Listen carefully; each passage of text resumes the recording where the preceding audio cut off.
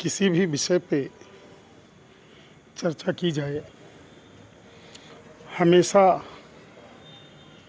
उस पर पूर्ण सहमति सभी लोगों की हो ये ज़रूरी नहीं। चाहे भगवान के अस्तित्व की ही बात क्यों न हो। जी, आज मैं ऐसी ही एक कहानी आपको सुना रहा हूँ। भगवान हैं। बात काफ़ी पहले की है। आपको इस कहानी को जानने के लिए मेरे साथ लेह लद्दाख की सैर करनी होगी। तो चलिए आपको लेह लद्दाख ले चलता हूँ। युद्ध भूमि, रण क्षेत्र। मेजर साहब अपनी टुकड़ी के साथ युद्ध भूमि की ओर, सीमाओं की ओर, बॉर्डर की ओर, जहाँ पर युद्ध चल रहा था, अपने ट्रूप्स को लेकर, अपनी टुकड़ी को लेकर आगे बढ़ते हुए जा रहे हैं। विषम परिस्थितियाँ, मौसम भी अनुकूल नहीं, सर्द हवाएं रूह तक को कपाते, इतनी भयानक ठंडी, ऊपर से नीचे बर्फ की सफ़ेद चादर बिछी हुई, चारों ओर पहाड़ियों पर सिर्फ बर्फ ही बर्फ। लेकिन हमारे रणबांकुरों को कहाँ इन सब का होश था। उनके मन में तो सिर्फ एक ही जिज्ञासा थी कि जल्दी से जल्दी पहुंचकर दुश्मन को नेस्तो नाबूद करना। इसी धुन में मेजर साहब अपने ट्रूप्स के साथ बर्फ को रौंदते हुए अपने हौसले के दम पर उस बर्फ को, जो कफन की तरह सफ़ेद और मौत की तरह सर्द होती है, रौंदते हुए आगे बढ़ते चले जा रहे थे। उनको ये भी ध्यान नहीं था कि उनको चलते हुए 4 घंटे बीत चुके थे। पीछे से एक सैनिक की आवाज़ आती है, सर, क्या थोड़ी देर का ब्रेक लिया जा सकता है? मेजर साहब का ध्यान इस आवाज़ की तरफ जाता है। वो सैनिक दोबारा रिपीट करता है, सर, हम लोग काफ़ी थक चुके हैं, क्या थोड़ी देर के लिए ब्रेक किया जाए ताकि हम लोग क्षण भर आराम कर सकें? मेजर साहब, जो युद्ध में जीत की रणनीति बनाते हुए आगे बढ़ रहे थे, उनको भी एहसास हुआ कि हाँ, थोड़ी देर का विश्राम बहुत ज़रूरी है। वो अपने सैनिकों को रेस्ट के लिए आदेश देते हैं। सारे सैनिक इकट्ठे हो जाते हैं और बैठकर आराम करने की मुद्रा में जैसे ही वो पहुंचते हैं, एक सैनिक दूर निगाह गड़ा के देख रहा होता है और वो मेजर साहब से कहता है, सर, सामने कुछ दूरी पर एक गुमटी जैसी, झोपड़ी जैसी छोटी सी इमारत नज़र आ रही है। वहाँ पे चला जाए, हो सकता है कुछ खाने पीने की व्यवस्था हो। सभी सैनिकों का ध्यान उस ओर जाता है। मेजर साहब भी देखते हैं और कहते हैं कि ठीक है जवानों, खड़े हो जाओ और हम लोग वहाँ पहुंचकर देखते हैं कि कोई व्यवस्था होती है या नहीं। सारे लोग उस छोटी सी गुमटी की तरफ बढ़ चलते हैं। जब नज़दीक पहुंचते हैं तो वहाँ पे एक बोर्ड लगा हुआ था। बोर्ड पे पढ़ने से पता चलता है कि वो चाय का होटल है। सब लोगों के मन में खुशी की लहर दौड़ जाती है कि इतनी थकान के बाद अगर हम लोग एक एक चाय पी लेंगे तो थोड़ी एनर्जी, थोड़ी ऊर्जा शरीर के अंदर और आएगी। फिर हम और तेज़ी के साथ आगे बढ़ चलेंगे। लेकिन जैसे जैसे ही उनके कदम उस गुमटी के नज़दीक पहुंचते हैं, तब देखते हैं कि दरवाजे पर एक ताला लगा हुआ है। सारे सैनिक थोड़ा सा निराश हो जाते हैं। मेजर साहब अपने सैनिकों के मन के भाव को पढ़ लेते हैं और सोचते हैं कि चलो कुछ न कुछ तो सैनिकों के लिए ज़रूर करना होगा, और अपने 3 सैनिकों को आगे बुलाकर उनसे बोलते हैं, ऐसा करो, इस दरवाजे को टेक्निकल तरीके से खोलो, इसके ताले को छेड़ने की ज़रूरत नहीं है।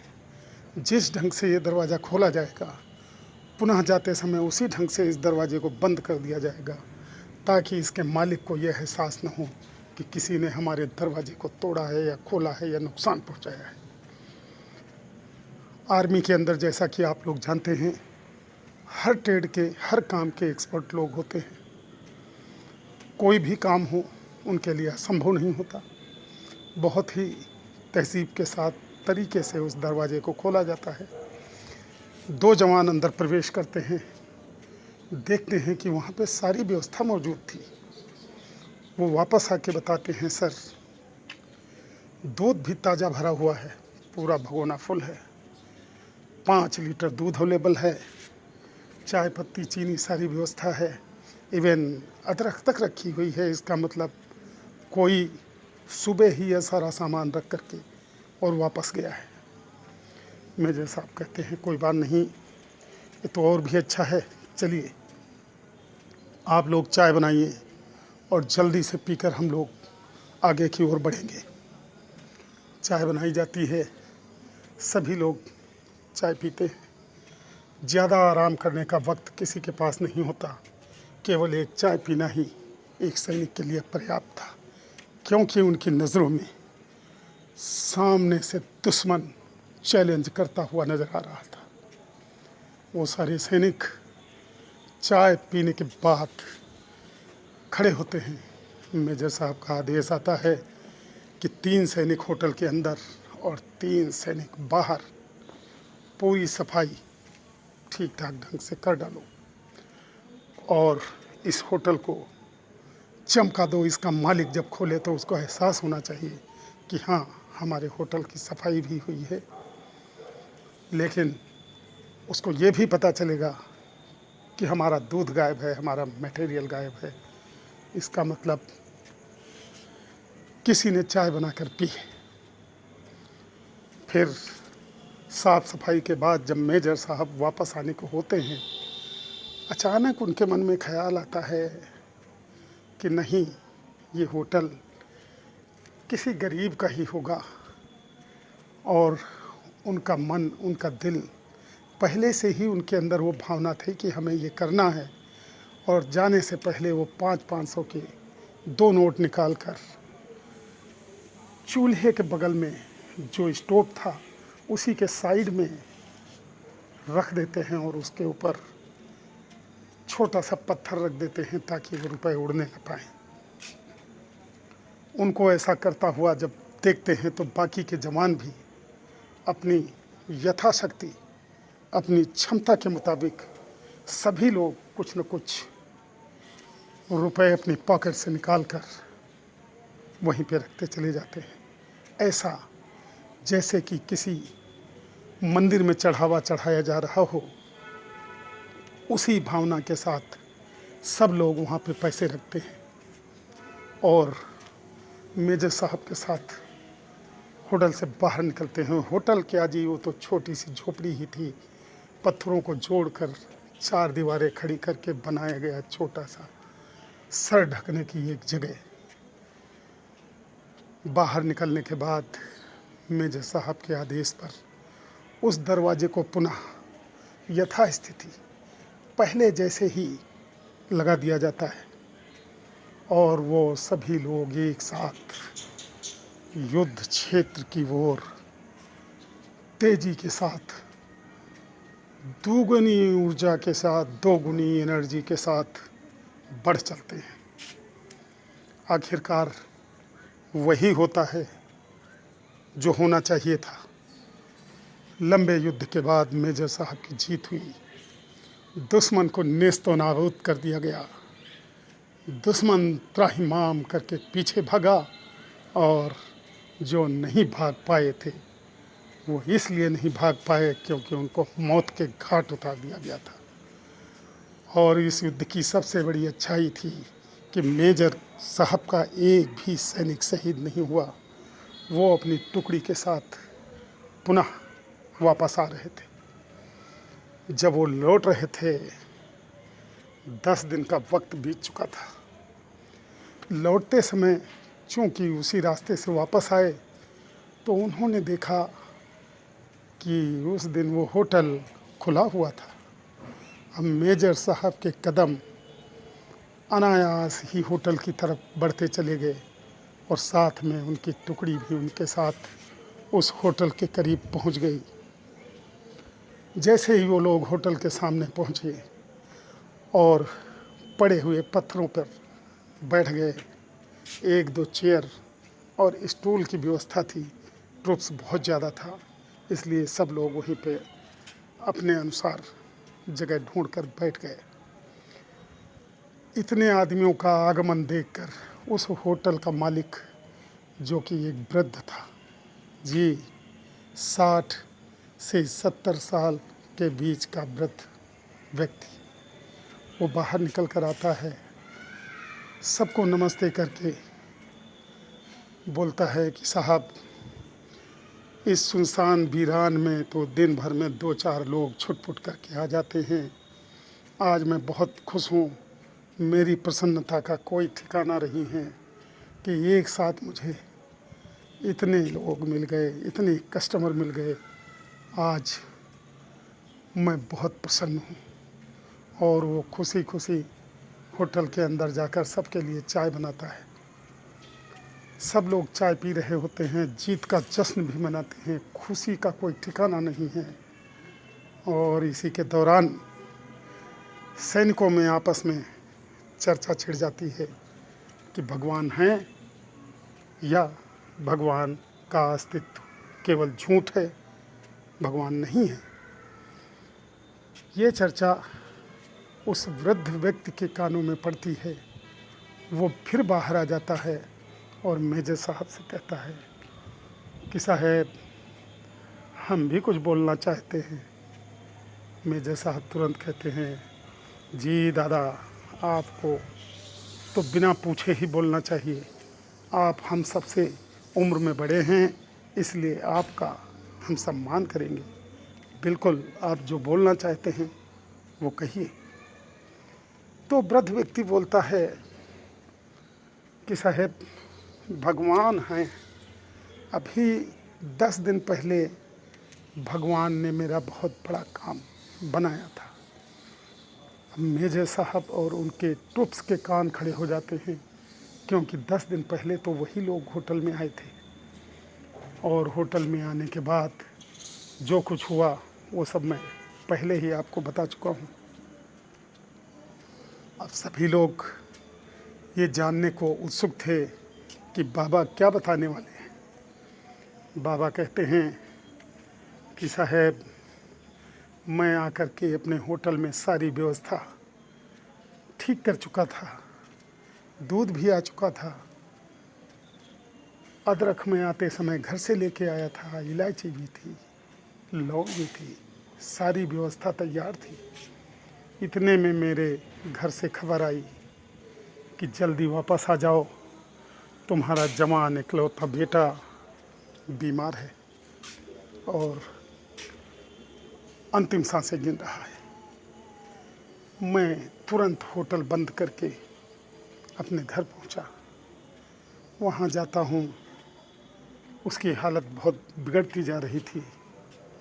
मैंने रिश्तेदारों से, पड़ोसियों से बहुत मिन्नतें की, लेकिन किसी ने भी आर्थिक रूप से मेरी मदद नहीं की।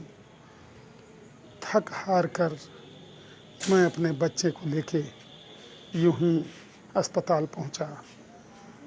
वहाँ पे जो मेरे पास थोड़ा बहुत पैसा था, उसके द्वारा मैं उनको एडमिट कराने में सफल रहा।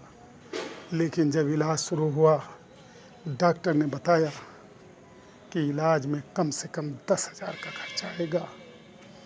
मेरे लिए बहुत बड़ी रकम थी साहब। मैं वहाँ से ये सोचता हुआ होटल की तरफ आ रहा था कि जितना भी सामान होटल में है सारा कुछ बेच डालूँगा, लेकिन अपने बच्चे का, अपने बेटे का इलाज ज़रूर कराऊँगा। इसी भावना के साथ मैं चाबी लेकर जैसे ही होटल का ताला खोलता हूँ, मेरे पाँव के नीचे से ज़मीन खिसक जाती है। हुजूर, मैं तो अवाक खड़ा रह जाता हूँ, क्योंकि होटल का नज़ारा ही बदला हुआ था। अंदर बढ़िया साफ सफाई थी, किसी भी कोने में जाला नहीं था, झाड़ू लगा हुआ था, बिल्कुल क्लीन होटल मेरा था। साफ सुथरा होटल देखकर जैसी ही मेरी नज़र स्टोव की तरफ गई, चूल्हे की ओर मैंने देखा तो वहाँ पर नोटों की गड्डी रखी हुई थी। मैंने उन रुपयों को गिना। गिनते समय मैं बिल्कुल अचंभित भी था और खुश भी था। मैंने गिना वो 14,000 रुपये। जी साहब, वो 14,000 रुपये थे। मैं उन रुपयों के साथ तुरंत वापस लौटा, अपने बच्चे का इलाज कराया। मेरा बेटा स्वस्थ है, ठीक है, कोई दिक्कत नहीं है। और जो बचे हुए 4,000 रुपये थे, उससे अभी बच्चे की खाने पीने की व्यवस्था की गई और थोड़ा पैसा लगा के मैंने होटल को भी और सुधार लिया है। साहब, कैसे न मानूं कि भगवान नहीं, भगवान तो है, क्योंकि दरवाज़ा बंद था, खिड़की बंद थी, कहीं से अंदर आने का रास्ता नहीं था। फिर भी अंदर भगवान आए, मेरा दूध पिया और दूध पीकर वो चले गए। हुजूर, भगवान तो हैं। इतना कहने के बाद वो वृद्ध व्यक्ति रोते हुए नीचे बैठ गया। मेजर साहब की आंखों में भी आंसू थे। वो तुरंत खड़े हुए और जाकर उस वृद्ध व्यक्ति की बाहों से पकड़कर ऊपर उठाया और गले लगा लिया। बोले, बाबा, आप बिल्कुल ठीक कह रहे हो, हम आपकी बात से पूर्ण रूप से सहमत हैं कि भगवान हैं। सारे सैनिक आश्चर्यचकित थे कि मेजर साहब ने एक बार भी ये नहीं कहा कि ये पैसे तो हम लोगों ने रखे थे। हाँ, मेजर साहब ने ही नहीं, अगर वो कोई सैनिक होता तो वो भी यही करता, क्योंकि हम अपने नागरिकों का सम्मान करना जानते हैं और व्यक्ति की भावनाओं की कद्र करना भी जानते हैं। ये सब होने के बाद जब सभी लोग वापस लौट रहे थे, सबकी आंखों में आंसू थे। अब फैसला आपको करना है दोस्तों, सोचना आपको है कि ये कार्य भगवान का था या इंसान का। जिसकी जितनी समझ, जो जितना सोच सकता है उसी तरह से सोचता है। चाहे इसको किसी की भी मदद मानिए, लेकिन इंसानियत का यही तकाजा है कि परेशान व्यक्ति की मदद ज़रूर की जाए। ऐसी ही कहानियों को सुनने के लिए आप मेरे चैनल को सब्सक्राइब करें, लाइक करें और कहानी कैसी लगी ज़रूर बताएं। नमस्कार, धन्यवाद।